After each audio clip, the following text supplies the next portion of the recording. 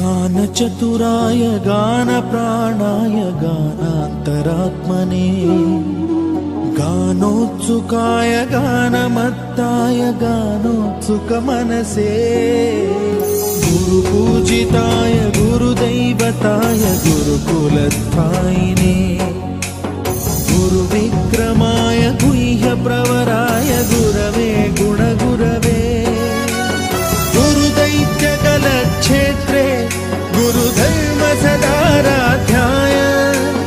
गुरुपुत्रपरित्रात्रे गुरुपाखण्डखण्डकाय